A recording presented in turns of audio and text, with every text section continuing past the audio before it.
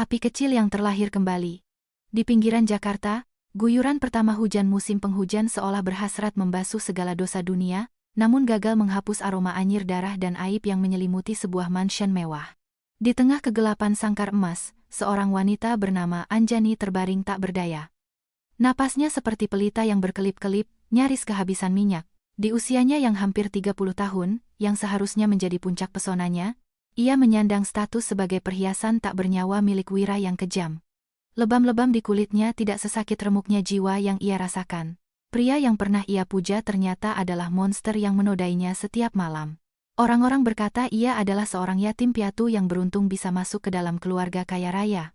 Tapi siapa yang tahu, di balik tanda lahir berwarna merah berbentuk api di tengkuknya, tersimpan sebuah rahasia mengerikan yang terkubur selama 25 tahun? Mengapa seorang nyonya muda yang seharusnya hidup dalam kemewahan harus merasakan neraka di dunia? Mengapa salah satu orang paling berkuasa di kota ini membiarkan satu-satunya pelita dalam hidupnya padam? Sebuah ironi. Di ambang kematian, keselamatan datang dari orang yang tak pernah ia impikan untuk bersama. Sebelum kita memasuki perjalanan Anjani, yang dipenuhi air mata demi keadilan dan pemulihan martabatnya, jika Anda juga percaya bahwa setiap luka berhak untuk sembuh, mohon berikan like untuk channel ini dan tekan tombol subscribe beserta lonceng notifikasinya. Dukungan Anda akan menjadi api yang memberikan kekuatan, agar kisah-kisah pengubah takdir seperti ini dapat tersebar lebih luas. Kisah ini dimulai pada suatu malam yang basah oleh hujan, di mana antara kematian seorang yatim piatu dan kelahiran kembali seorang pewaris agung hanyalah sekejap mata di ruang gawat darurat. Kehangatan dari perayaan ulang tahun pernikahan ketiga mereka menampar wajah Anjani. Meskipun sistem pendingin udara terpusat di Hotel Bintang 5 itu menyala dengan kekuatan penuh, aroma parfum mahal yang bercampur dengan alkohol dan asap rokok menciptakan campuran pekat yang menyesakkan dadanya. Ia berdiri di sana, dalam balutan gaun sutra dan satin berwarna zamrud yang memeluk erat tubuhnya, rambutnya yang disanggul elegan memperlihatkan leher jenjang dan bahunya yang mulus. Bagi siapapun yang melihat, ia adalah seorang nyonya yang sempurna, perhiasan paling berharga yang dikenakan oleh Wira. Tapi hanya Anjani yang tahu, di bawah kelembutan sutra, di sisi kiri pinggangnya dan di sepanjang lengannya, lebam-lebam mulai berubah warna menjadi kuning kehijauan dan terasa nyeri. Setiap tarikan napasnya yang dalam menyentuh luka tersembunyi itu. Sebuah pengingat kejam akan amukan suaminya tadi malam, hanya karena ia lupa menyetrika dasi yang hendak dikenakan Wira. Wira berdiri beberapa langkah darinya, memegang segelas anggur, asyik berbincang dengan para mitra bisnisnya. Ia tampak terhormat dengan cara yang menakutkan. Setelan jas pesanan khususnya tanpa celah, rambutnya yang dipoles gel berkilau, dan senyumnya adalah senyum seorang pria sukses yang memiliki segalanya, uang, kekuasaan, dan seorang istri cantik bak lukisan yang sesekali ia rangkul dengan remasan lembut di depan para tamu. Tak seorang pun akan menduga bahwa tangan yang sama, beberapa jam lalu, telah menjambak rambutnya dan menyeretnya ke kamar mandi. Kenapa melamun di situ, Anjani? Pak Rekso dari perusahaan konstruksi menyapamu. Suara Wira terdengar di telinganya, hangat dan dalam. Namun bagi Anjani, suara itu sedingin bilah pisau yang mengiris kulitnya. Ia tersentak, memaksakan seulas senyum sempurna. Senyum yang telah ia latih ribuan kali di depan cermin agar tak ada yang bisa melihat kehancuran di dalam dirinya. Iya mas. Hanya sedikit lelah. Mungkin karena AC-nya terlalu dingin, jawab Anjani lirih, menghindari tatapan tajam suaminya. Wira tersenyum, tapi matanya tidak. Itu adalah tatapan seorang penjaga yang memastikan apakah hewan di dalam kandang berniat melarikan diri. Wira meletakkan tangannya di rambut Anjani, ibu jarinya menekan pelipisnya dengan keras, membuatnya gemetar. Ia mendekatkan bibirnya ke telinga Anjani dan berbisik dengan nada yang hanya bisa mereka berdua dengar, bersikaplah yang benar. Jangan buat aku malu di depan orang-orang ini. Kau tahu apa harga dari mempermalukanku, bukan?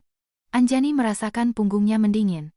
Harga itu biasanya adalah malam-malam tanpa tidur di mana ia harus meringkuk di sudut gelap, menahan amarah Wira yang tak berkesudahan atau caci maki tentang asal-usulnya sebagai anak yatim piatu yang dipungut dari lumpur. Pernikahan ini, bagi orang luar, adalah sebuah dongeng. Tapi bagi Anjani, ini adalah sangkar emas yang berkarat. Wira tidak membutuhkan seorang istri, ia membutuhkan sebuah trofi, representasi dari kesuksesannya. Ia membelikan Anjani perhiasan bernilai miliaran rupiah, tetapi melarangnya memiliki teman.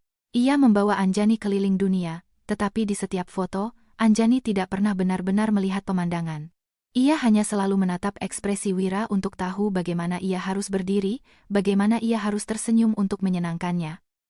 Ia menatap sepatu hak tingginya yang runcing, yang menancap di lantai marmer yang dingin. Terkadang Anjani bertanya-tanya, adakah seseorang di ruangan mewah ini yang memperhatikan kehampaan di matanya, atau apakah mereka semua hanyalah bidak dalam drama megah yang disutradarai oleh Wira? Pujian-pujian seperti, beruntungnya kamu, Anjani. Berapa kehidupan kau berdoa untuk mendapatkan suami seperti Wira?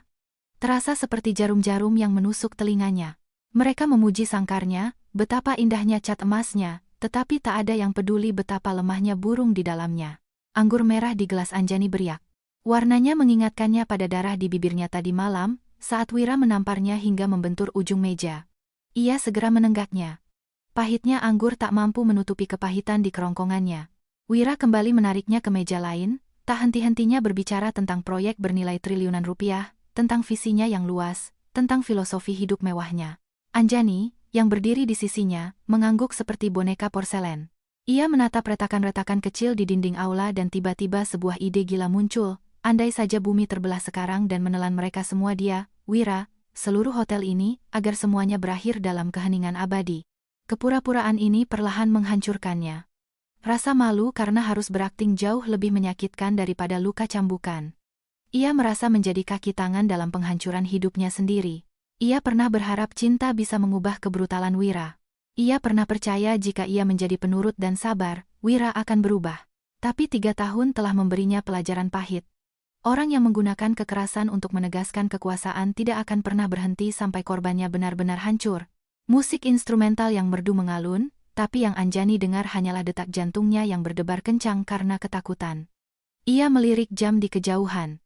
2 jam lagi sebelum pesta berakhir, 2 jam lagi menahan diri agar tidak runtuh di hadapan tatapan menghakimi orang-orang asing. Tiba-tiba, Wira mengencangkan cengkeramannya di lengan Anjani, tepat di atas sebuah lebam lama. Rasa sakit yang tajam hampir membuatnya menjatuhkan gelasnya. Wira tidak menyadarinya, atau mungkin ia tahu tapi tidak peduli. Ia sibuk tertawa bersama seorang pejabat tinggi pemerintah. Anjani menggigit bibirnya, menahan erangan agar tidak lolos. Pada saat itu, secercah api kecil berkobar di hatinya. Kemarahan yang sunyi namun membara. Ia tidak bisa terus seperti ini. Sangkar ini, meskipun terbuat dari emas murni, tetaplah sebuah penjara.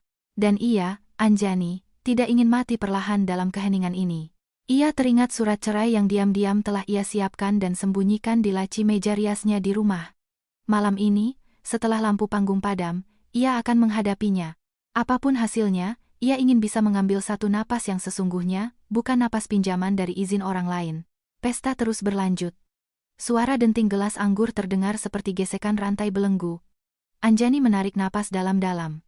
Aroma dupa dari kantong seorang tamu yang lewat membawanya kembali ke kenangan samar tentang sebuah desa yang damai, yang tak bisa ia ingat lagi. Ia diam-diam memanggil namanya dalam hati, sebuah cara untuk mengingatkan dirinya bahwa ia masih ada di balik riasan tebal dan gaun mewah. Wira mencondongkan tubuh ke arahnya, napasnya berbau whisky. Tersenyumlah sedikit. Anjani. Jangan biarkan orang berpikir aku membuatmu kelaparan, seringainya. Tangannya turun dari pinggangnya dan dengan kasar menepuk pinggulnya. Anjani tidak berkata apa-apa. Ia hanya menatap diam-diam pantulan dirinya di cermin besar aula. Di cermin, wanita itu tampak begitu indah. Tapi matanya seperti danau beku, menyimpan gelombang di bawahnya yang hanya menunggu untuk meledak ketika musim semi tiba, atau ketika gempa yang cukup kuat datang. Mansion di pinggiran Jakarta itu diselimuti keheningan yang memekakkan telinga setelah pesta. Satu-satunya suara adalah derit roda di atas kerikil putih di jalan masuk yang dingin. Wira turun dari mobil, dengan kasar melonggarkan dasi sutranya.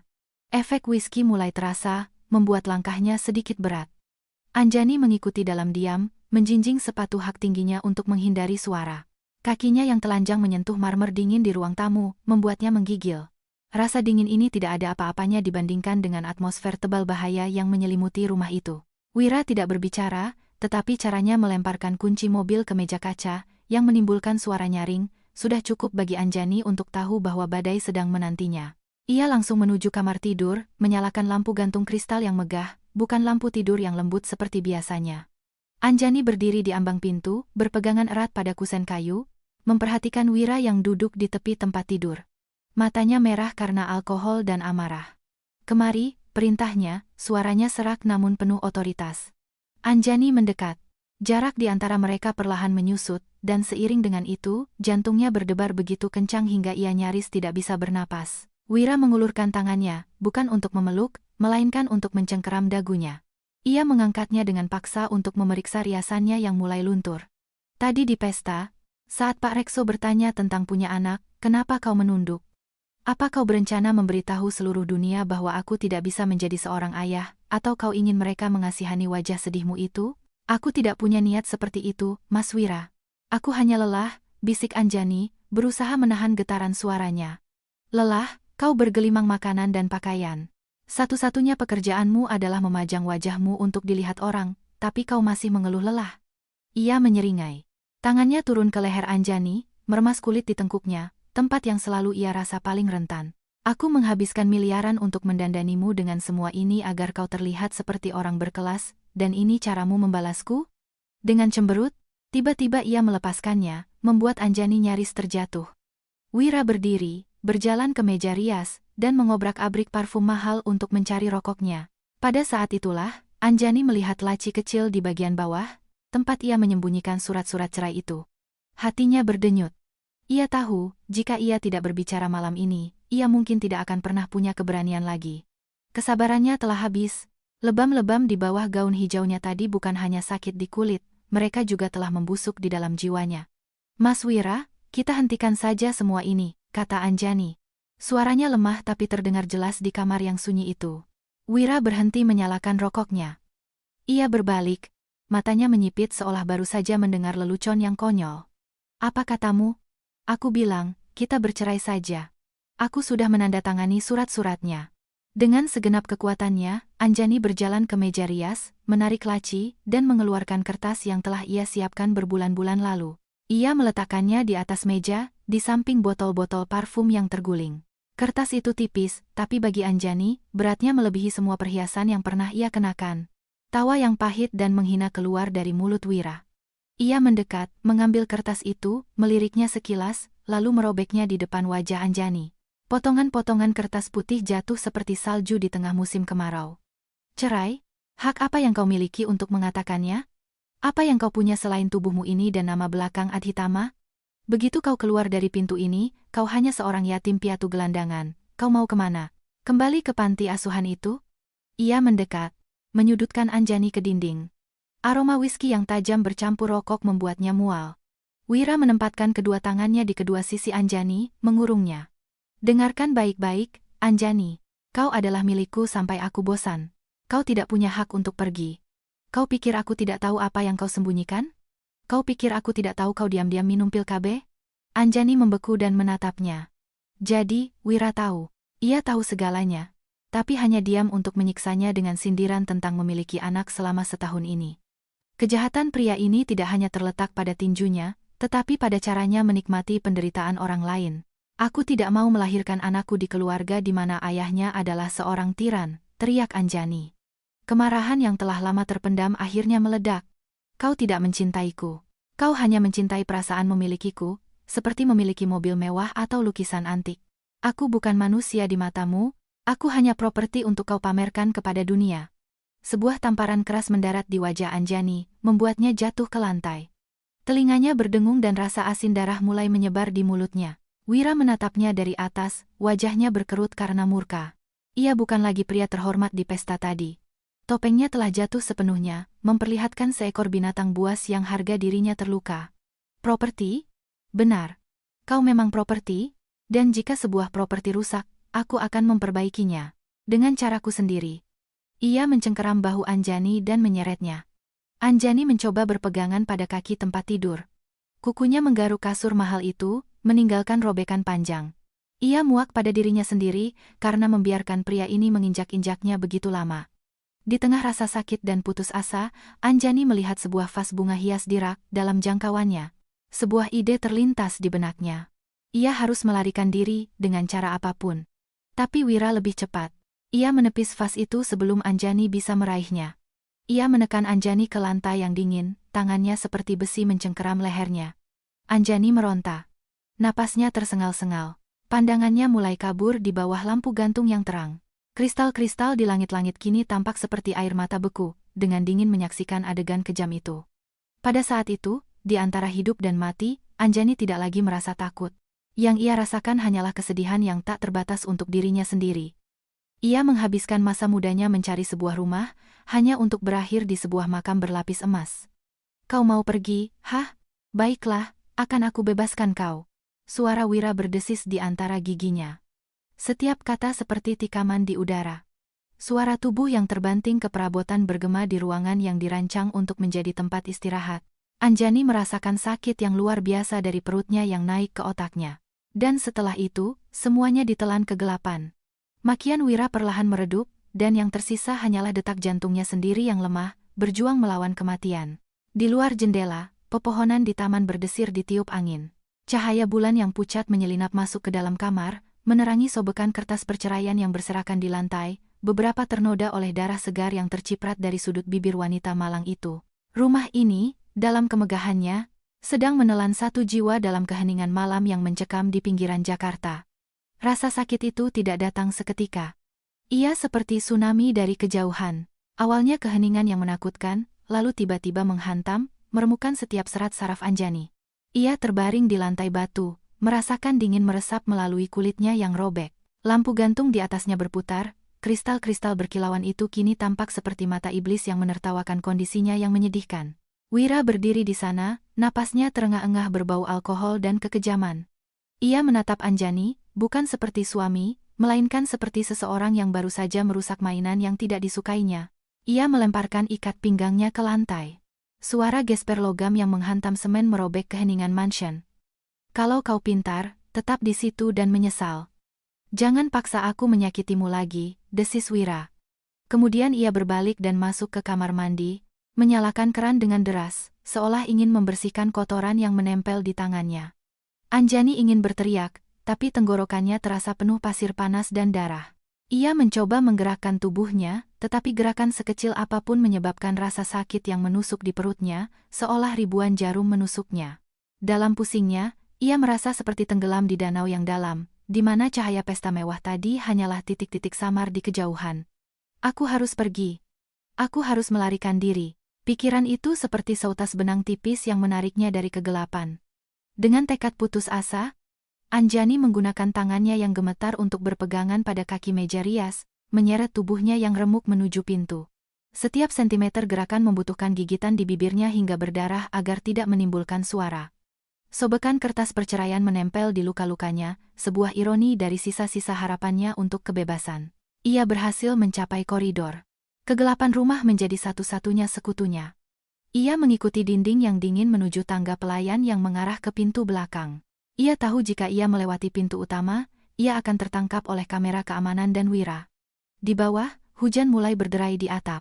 Hujan pertama musim penghujan di luar kota membawa aroma tanah basah dan dingin yang langsung menghantam paru-parunya, membuatnya terbatuk. Ia jatuh di anak tangga terakhir, merasa semua tulang rusuknya patah. Pada saat itu, lampu mobil patroli keamanan kompleks perumahan menyorot gerbang besi. Anjani menggunakan sisa tenaganya untuk merangkak keluar melalui pintu hewan peliharaan di samping dapur.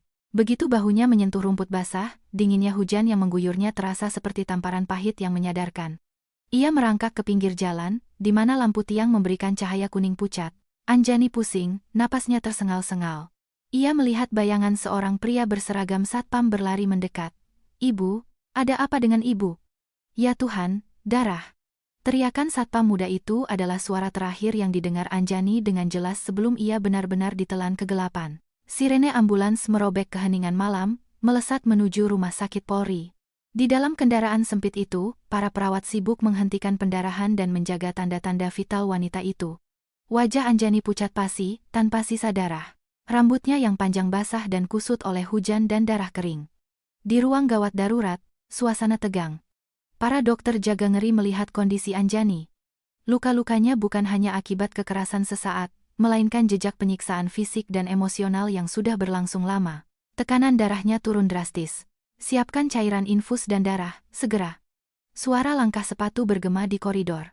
Saat itu, seorang pria paruh baya dengan postur terhormat keluar dari lift khusus pimpinan rumah sakit.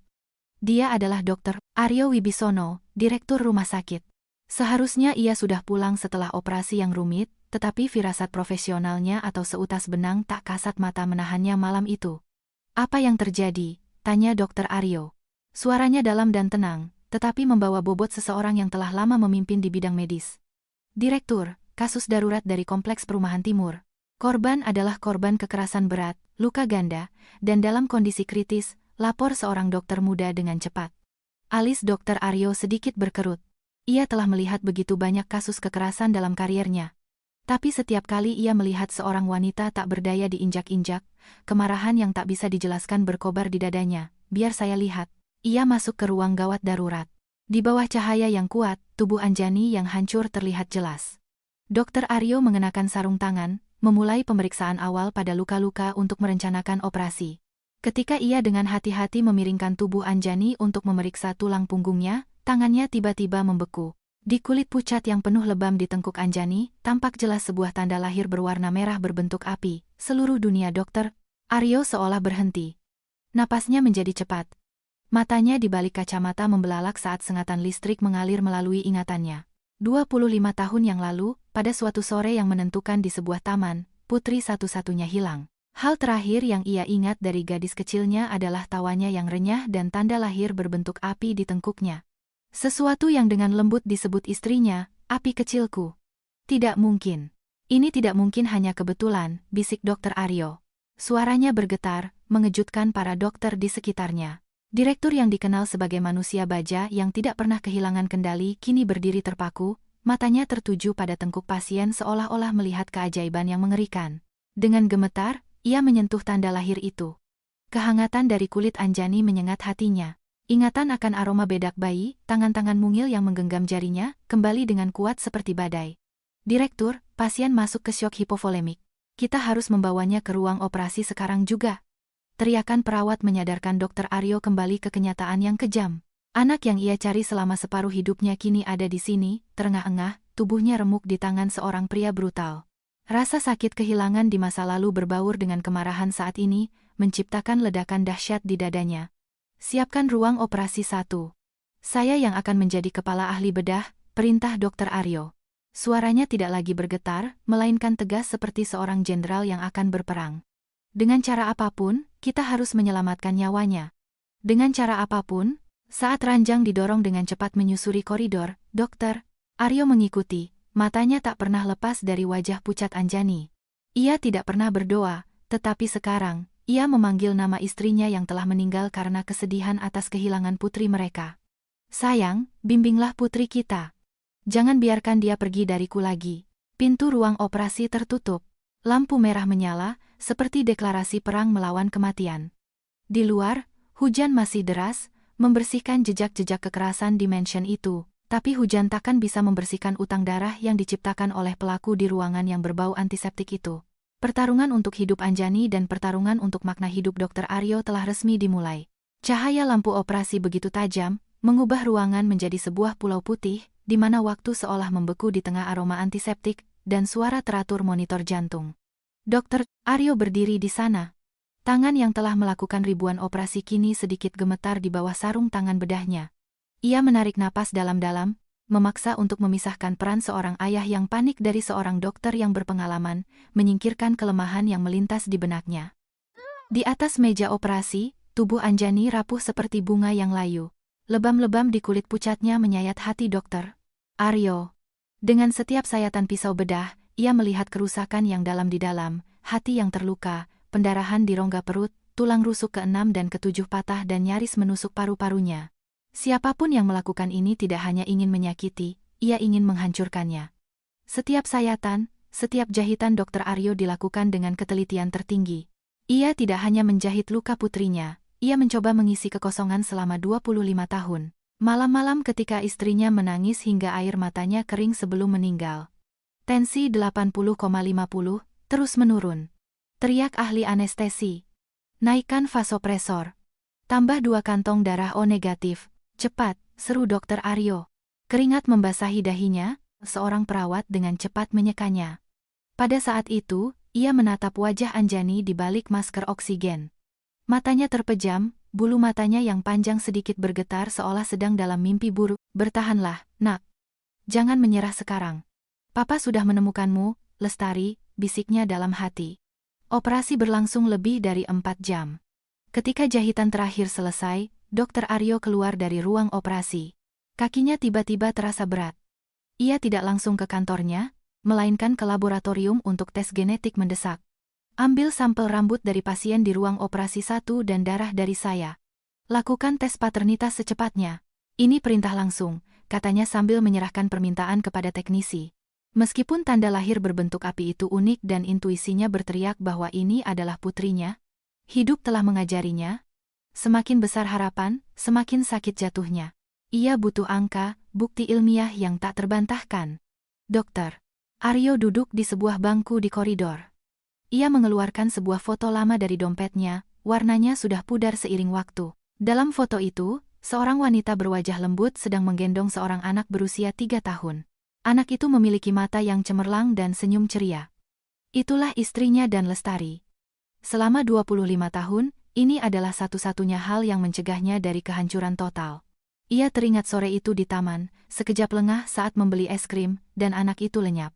Ia menggunakan semua koneksinya, dari polisi hingga dunia bawah, tetapi tidak menemukan apa-apa. Istrinya perlahan melemah dan meninggal setelah 5 tahun.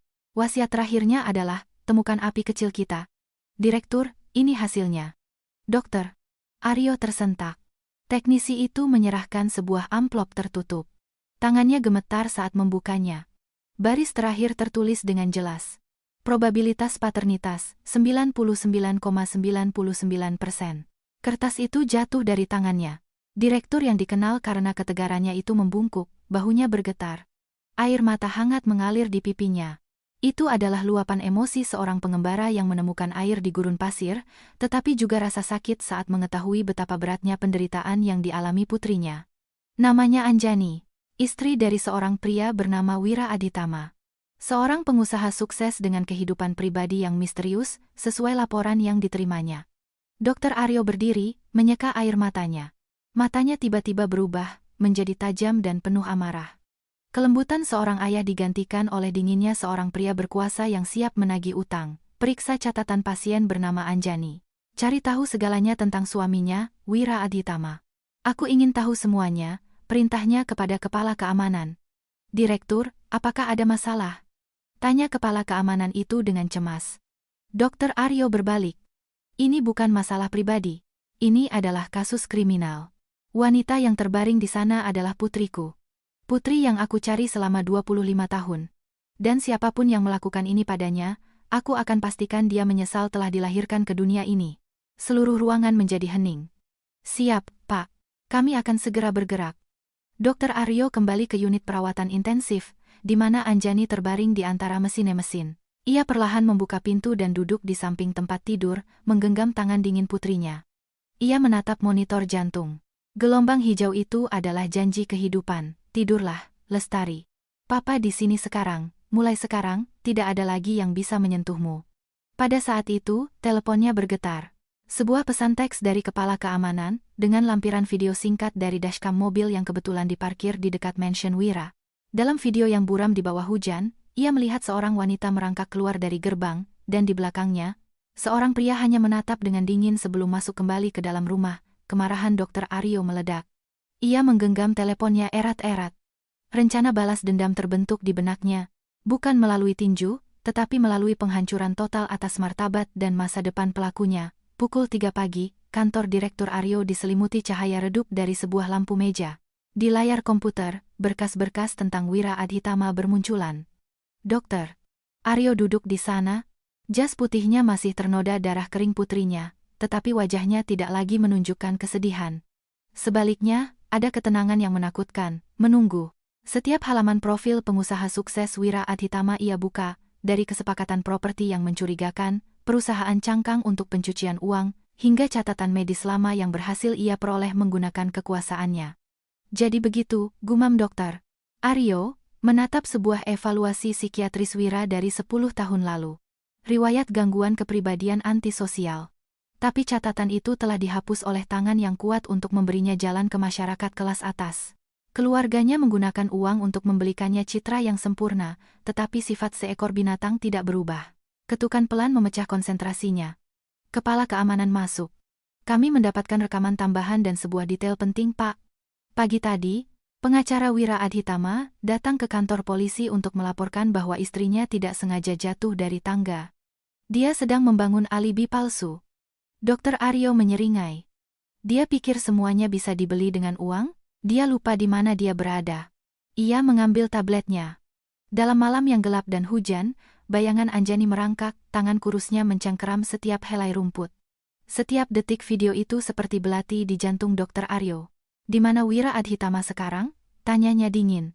Di sebuah bar pribadi di pusat kota bersama rekan-rekannya. Dia pikir semuanya sudah selesai. Dokter Aryo berdiri. Jangan tangkap dia sekarang. Jika kalian melakukannya, dakwaannya hanya penganiayaan.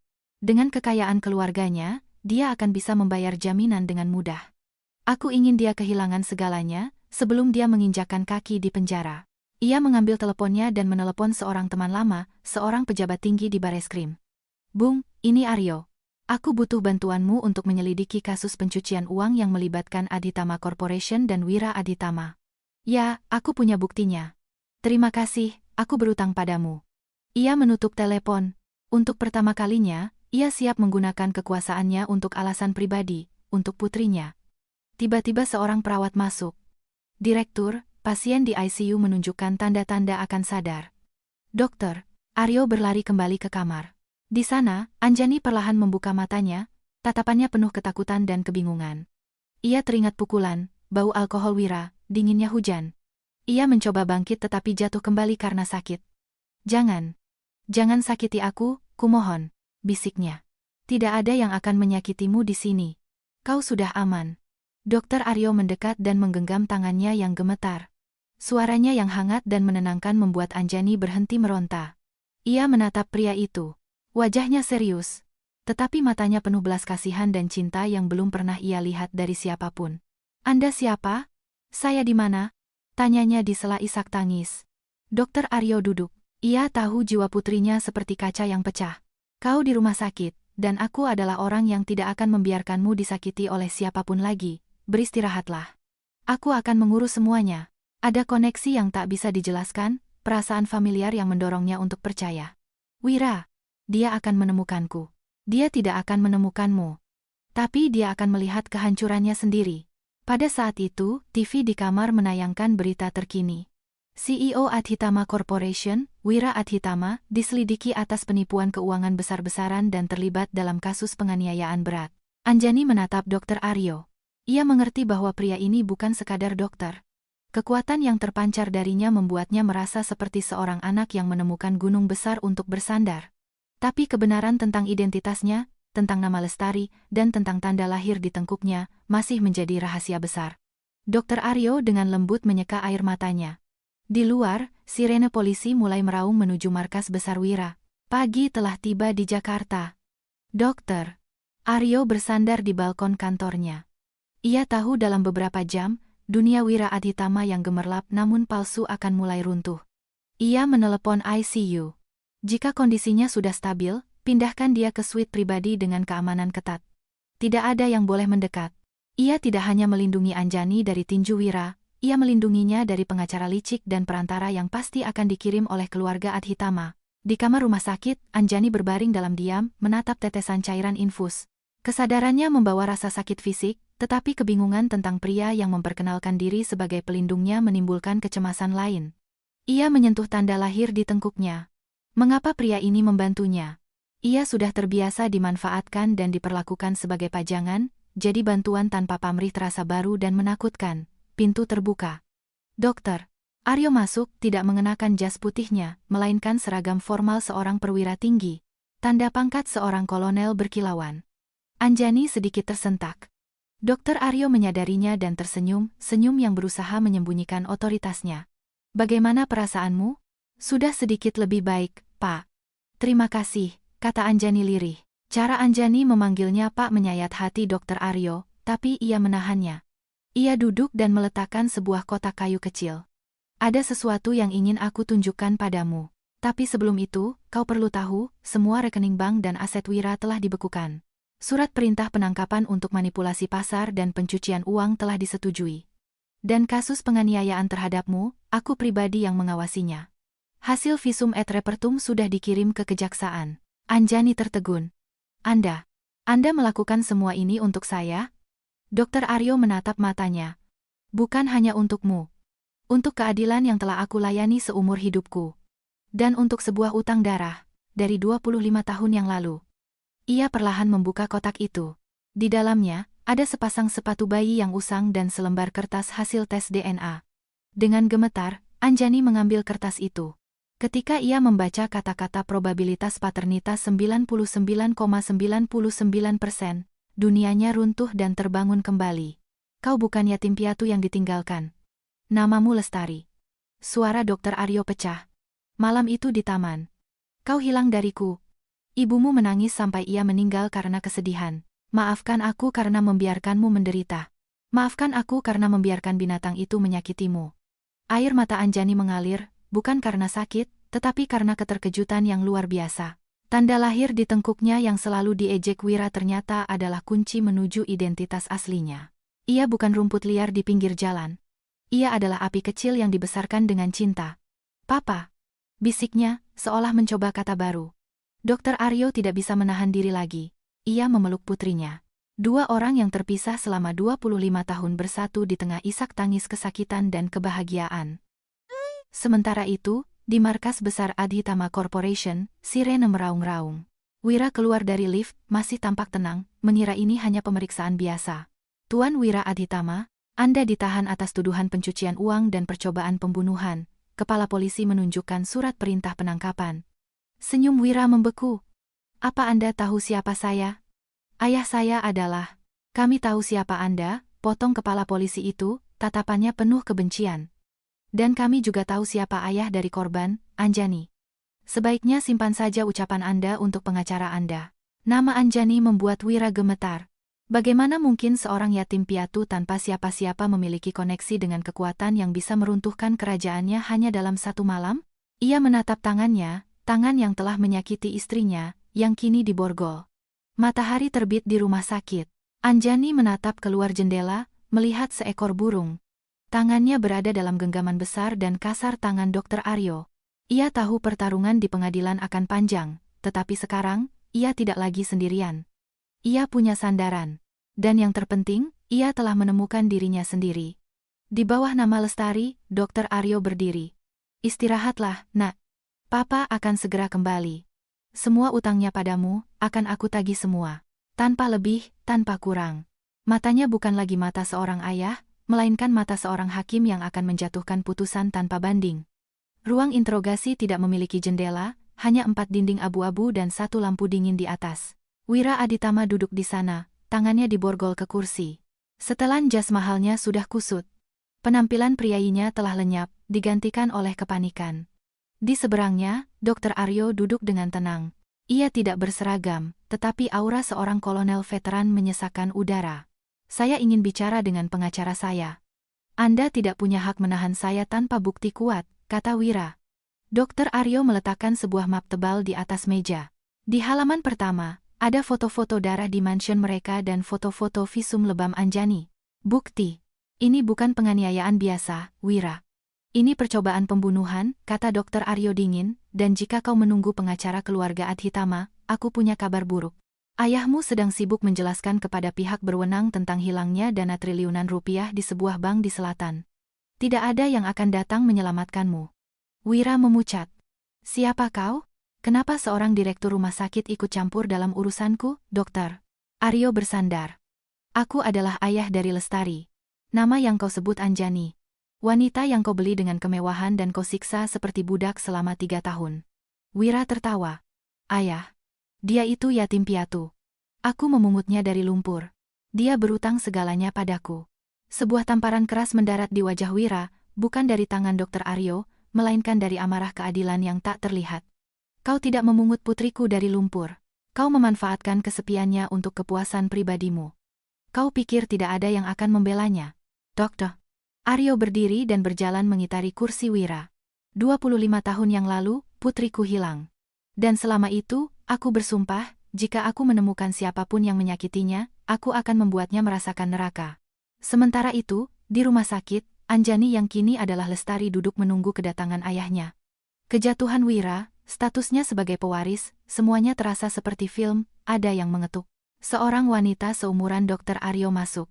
Dia adalah Tante Citra, sepupu Dokter Aryo yang menemaninya mencari Lestari. "Bagaimana kabarmu, Lestari?" katanya, meletakkan semangkuk bubur hangat. "Papamu sibuk sekali.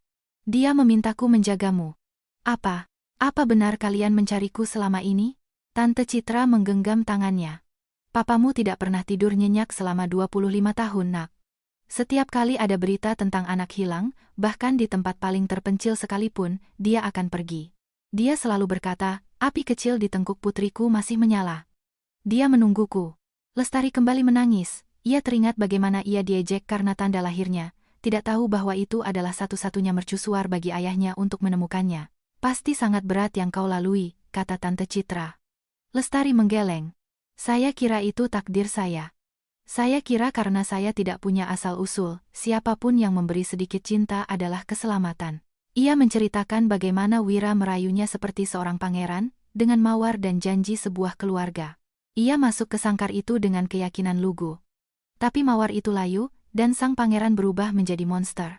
"Saya sudah berkali-kali mencoba pergi, tapi dia mengancam akan menutup panti asuhan tempat saya berasal. Dia punya uang, punya kuasa. Saya tidak punya apa-apa. Sekarang berbeda, Lestari. Kau punya ayah. Kau punya keluarga. Dia akan membayar setiap tetes air matamu." Kembali ke ruang interogasi, Wira telah hancur total. Bukti-bukti transaksi ilegalnya terhampar. "Saya akan bayar berapapun. Saya akan lepaskan dia. Jangan hancurkan keluarga saya, mohonnya." Dokter Aryo berbalik menghadapnya. "Bayar? Bagaimana kau akan membayar 25 tahun kehilanganku? Bagaimana kau akan membayar luka-luka Lestari dan kematian istriku karena kesedihan?" Ia berbisik di telinga Wira, "Aku tidak hanya akan memenjarakanmu. Kau akan menyaksikan kehancuran perlahan dari semua yang dibangun keluargamu hingga menjadi abu. Saat kau keluar dari penjara, jika hari itu tiba, kau akan lebih buruk dari seorang pengemis. Itulah hukuman untukmu." Dokter Aryo keluar, mengabaikan teriakan Wira. Di koridor, ia menarik napas dalam-dalam. Balas dendam tidak membawa kebahagiaan, melainkan kedamaian yang pahit. Teleponnya bergetar. Sebuah pesan dari Tante Citra, "Dia sudah makan sedikit bubur dan menanyakanmu." Hati sang kolonel yang keras tiba-tiba melunak. Ia bergegas kembali ke rumah sakit. Separuh keadilan telah ditegakkan. Separuh sisanya adalah menyembuhkan hati api kecilnya yang menunggunya. Sinar matahari sore menembus jendela kamar rumah sakit. Lestari, nama yang perlahan ia rangkul, duduk dalam diam. Rasa sakit di tubuhnya telah mereda, digantikan oleh kebingungan mendalam tentang masa depan. Ketika sebuah kastil busuk runtuh, meskipun itu adalah penjara, mantan tahanan itu tiba-tiba menemukan dirinya dalam kekosongan yang luas. Ada ketukan. Dokter Aryo masuk, membawa map dan sekantong buah. "Papa dari pengadilan," katanya, duduk di samping tempat tidur. Pengacara Adhitama mencoba mengajukan jaminan untuk Wira. Tapi mereka tidak menyangka semua aset perusahaan mereka sudah dibekukan. Apa mereka tidak menekan Papa?" "Dokter." Aryo tersenyum.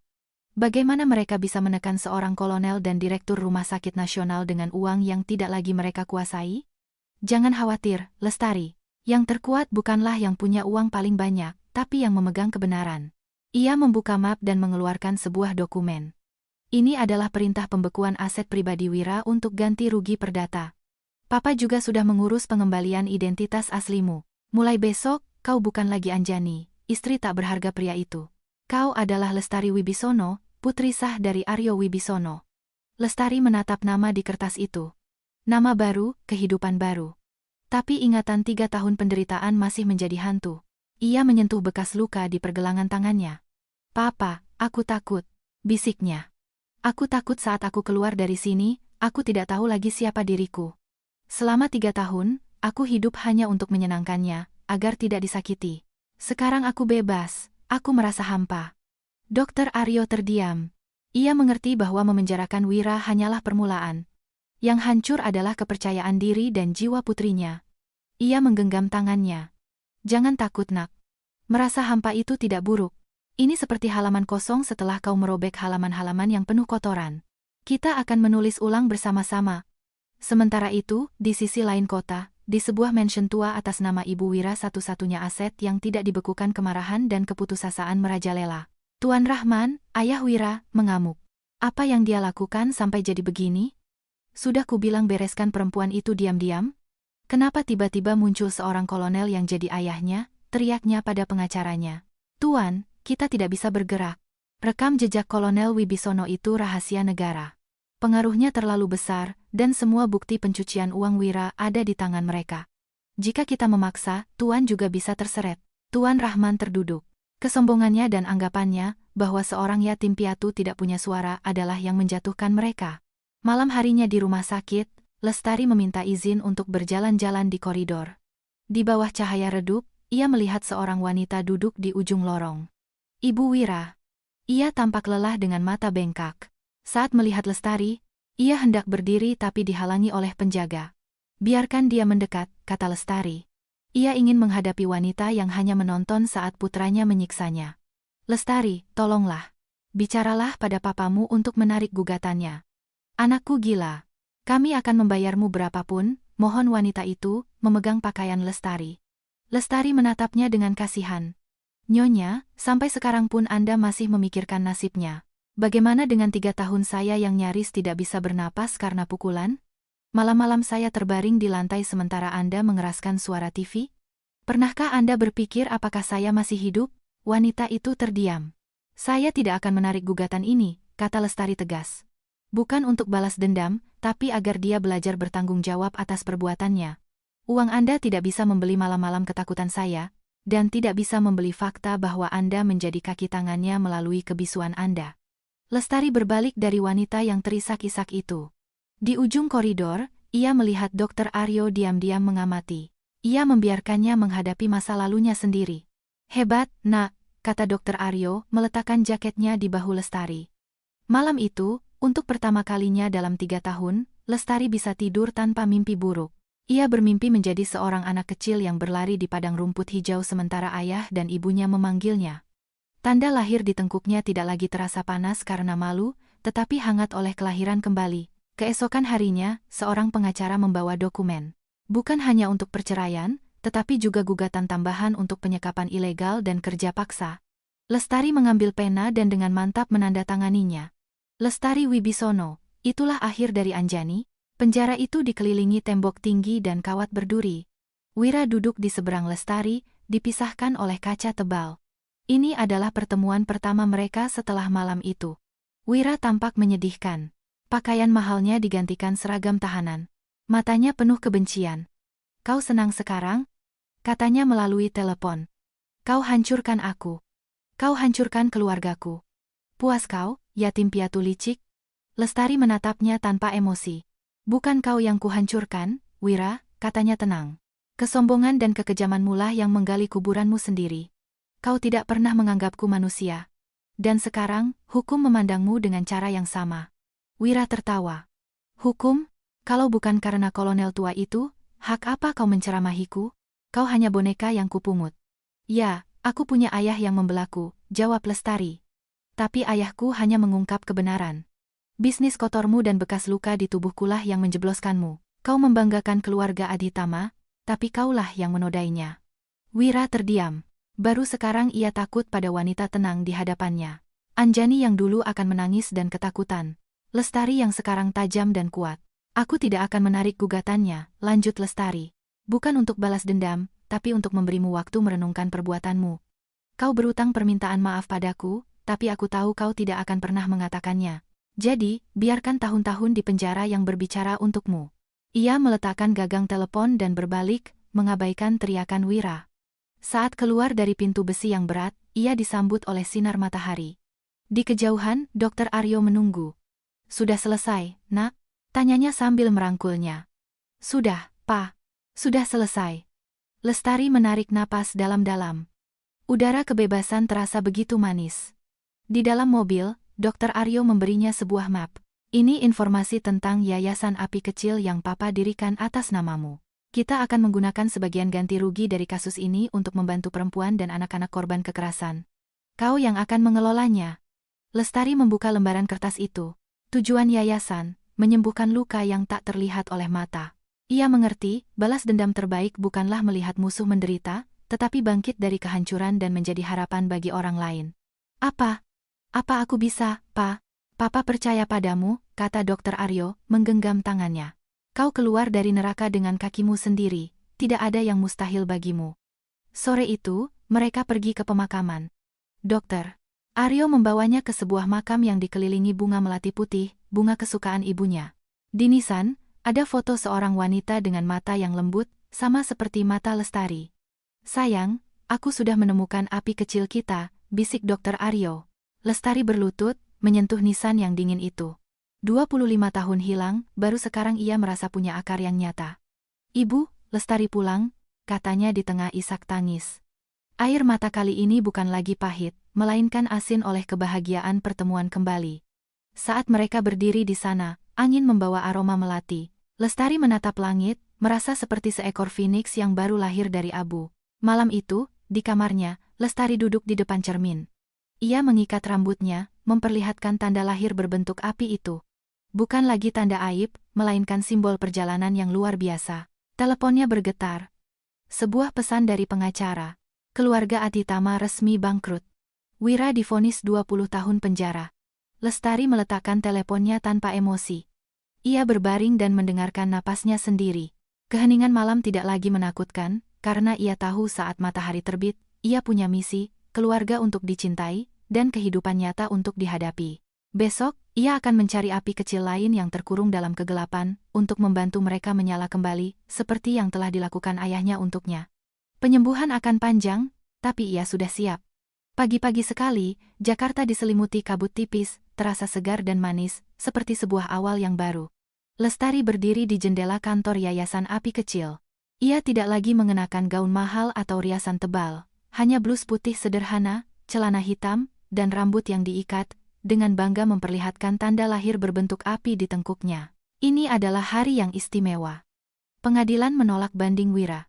Vonis 20 tahun penjara bersifat final. Tapi bagi Lestari, kemenangan tidak diukur dengan angka. Kemenangan sesungguhnya adalah kemampuannya untuk berdiri di sini, bernapas. Seorang wanita muda dengan mata ketakutan masuk, memeluk seorang anak kecil. Saya dengar. Di sini bisa membantu, katanya gemetar. Lestari mendekat, tidak terburu-buru. Ia mengambil anak itu dan tersenyum. Silakan duduk. Ada teh hangat di sini. Dan yang terpenting, Anda aman di sini. Pada wanita itu, Lestari melihat dirinya setahun yang lalu, hancur, sendirian, dan putus asa. Ia menghabiskan sepanjang pagi mendengarkan dan memberikan bantuan hukum serta emosional.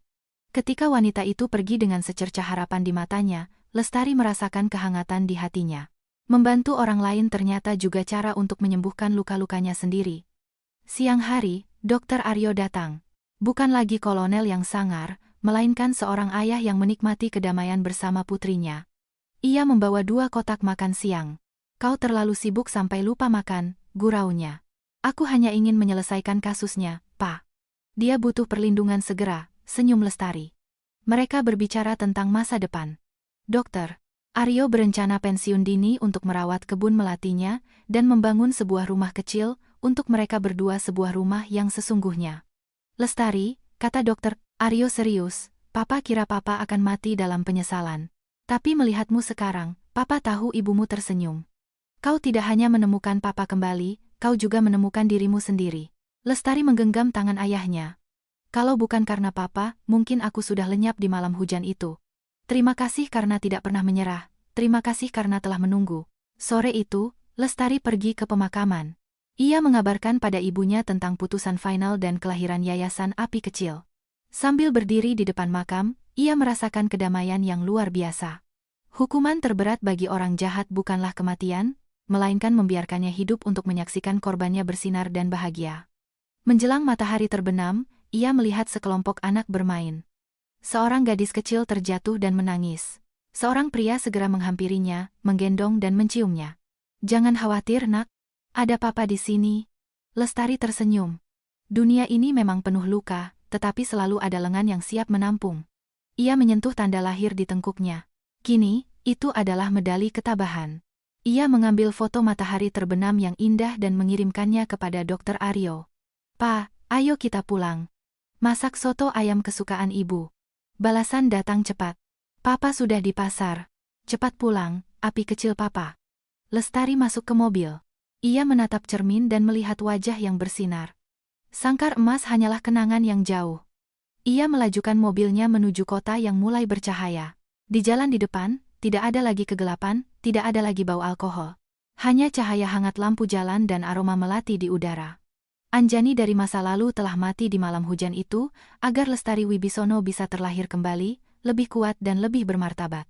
Hidupnya bukan lagi kisah penderitaan, melainkan sebuah epik kebebasan. Api di tengkuknya tidak akan pernah padam, ia akan terus menyala, untuk dirinya sendiri dan untuk jiwa-jiwa yang masih gemetar dalam kegelapan.